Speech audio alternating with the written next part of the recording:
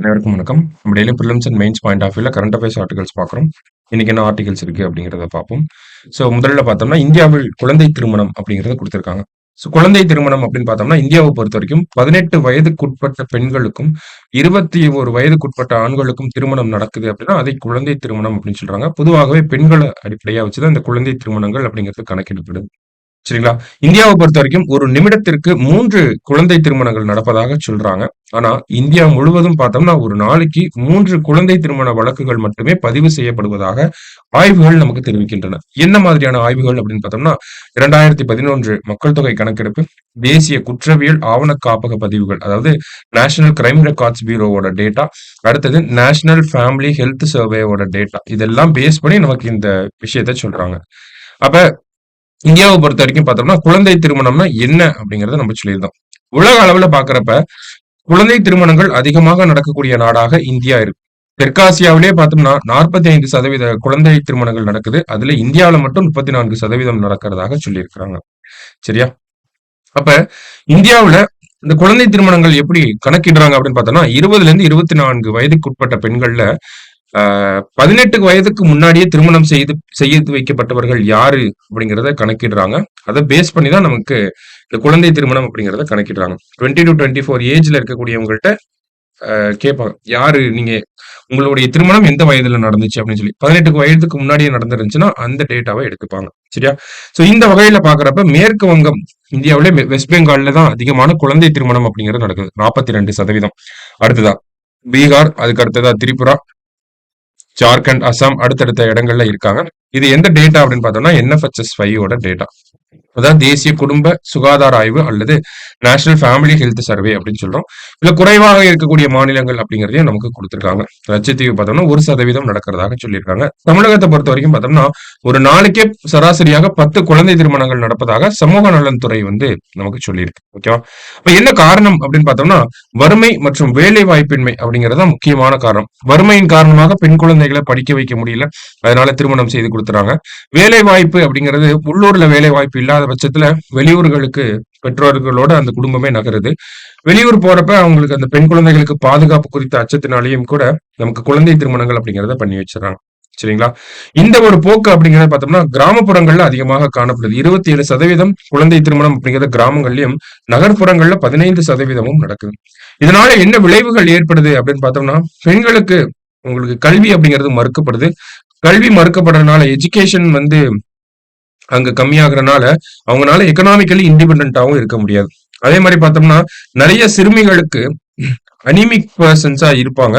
Anaemic பர்சன்ஸா இருக்கிறவங்க திருமணம் பண்றதுனால குழந்தைகளுமே ஊட்டச்சத்து குறைபாடோட பிறக்கிறாங்க. அதனால இந்த இன்ஃபேன்ட் மார்டாலிட்டி, மேட்டர்னல் மார்டாலிட்டி அதெல்லாம் இன்க்ரீஸ் ஆயிட்டே வரும். ஓகேங்களா? சோ குழந்தை திருமணத்தை தடுக்க இந்தியாவில் என்ன பண்ணிருக்காங்க அப்படின்னா குழந்தை திருமண தடை சட்டம் அப்படிங்கிறது 2006ஆம் ஆண்டு இயற்றப்பட்டது. இருந்தாலும் பார்த்தோம்னா அந்த சட்டம் சரியான முறையில நமக்கு நடைமுறையில இல்ல அப்படிங்கிறது தான் இந்த டேட்டாஸ் எல்லாம் நமக்கு சொல்லுது. இந்த சட்டத்தை பொறுத்த வரைக்கும் பார்த்தோம்னா 1 லட்சம் ரூபாய் அபராதம் இல்லது 2 ஆண்டுகளுக்கு சிறை தண்டனை அதெல்லாமே இருக்கு. அதே மாதிரி பார்த்தோம்னா ஜெயா ஜெட்லி அப்படின்னு சொல்லி ஒரு ஆணையம் இருக்கு.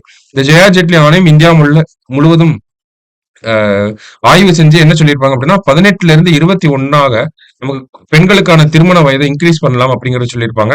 இத அடிப்படையா வச்சு பாராளுமன்றத்துல ஒரு பில் கொண்டு வரப்பட்டுச்சு. இருந்தாலும் அந்த பில் இன்னும் நிலுவையில தான் இருக்கு. சரிங்களா? சோ இதற்கிடையில தான் நமக்கு இமாச்சல பிரதேச சட்டப்பேரவையில 18ல இருந்து 21 பெண்களின் திருமண வயதை உயர்த்தி இருப்பாங்க. சோ இந்த மாதிரியான நடவடிக்கைகள் அதிகமாக தேவைப்படுது அப்படிங்கறதையும் நம்ம புரிஞ்சுக்கணும். சரிங்களா? அதே மாதிரி குழந்தை திருமணம் தொடர்பாக புகார் அளிக்க 1000 அப்படிங்கிற நம்பரும் இருக்கு நமக்கு. சரிங்களா? மத்தபடி பார்த்தோம்னா முன் உதாரணமான அஸ்ஸாம் அப்படின்னு சொல்லி கொடுத்திருக்காங்க. அஸ்ஸாமை பொறுத்த வரைக்கும் பாக்குறப்ப இந்தியாவுல பிற மாநிலங்களை விட அதிகப்படியான குழந்தை திருமணங்களை கம்மி பண்ணிருக்காங்க. கிட்டத்தட்ட 81% குழந்தை திருமணங்களை கம்மி பண்ண மாநிலமாக இருக்காங்க. யுனிசெஃப் பொறுத்த வரைக்கும் என்ன ஒரு கணிப்பு நமக்கு கொடுக்குறாங்க அப்படின்னா இந்தியாவுல 2006ல பாக்குறப்ப 20ல இருந்து 24 வயதுடைய பெண்கள்ல 47% பார்த்தோம்னா குழந்தை திருமணம் செய்து வைக்கப்பட்டவர்களாக இருக்காங்க அப்படிங்கறத சொல்றாங்க. அதுவே 2006ன்னு பாக்குறோம். இப்போ 2019, 21 பாக்குறப்ப அது 23% குறைஞ்சிருக்கு. 47ல இருந்து 23% குறைஞ்சிருக்கு. இன்னமுமே பார்த்தோம்னா 2030க்குள்ள தெற்காசியாவுல குழந்தை திருமணங்களின் எண்ணிக்கை குறைந்தாலுமே அந்த குழந்தை திருமணங்கள் அப்படிங்கிற நிலை முழுமையாக அகற்றப்பட 55 ஆண்டுகள் தேவைப்படலாம் அப்படிங்கறத யுனிசெஃப் கணித்திருக்காங்க. சரியா? சோ இந்த ஆர்டிகல் ஃபுல்லாவே பார்த்தோம்னா குழந்தை திருமணங்களை பத்தி கொடுத்திருக்காங்க. மெயின்ஸ் பாயிண்ட் ஆஃப் வியூல அப்படியே யூஸ் பண்ணிக்கலாம். ஸோ கொஞ்சம் நல்லா பார்த்து வச்சுக்கோங்க.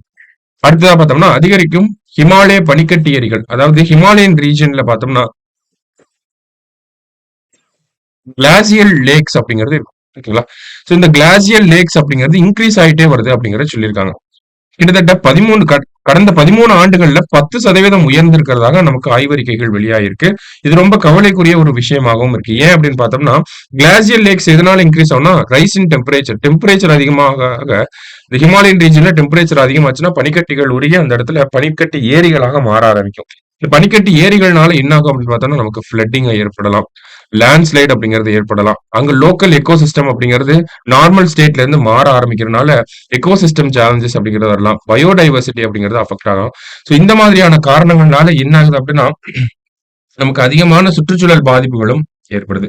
ஸோ நேஷனல் கிரீன் ட்ரிபியூனல் இதை எடுத்து ஸ்டடி பண்ண சொல்லியிருக்காங்க. சென்ட்ரல் கவர்மெண்ட் கிட்டயும் இதை பத்தின விஷயங்களை தெரிவிச்சிருக்காங்க. சரிங்களா? ஸோ அந்த அடிப்படையில தான் இந்த செய்தி வந்திருக்கு.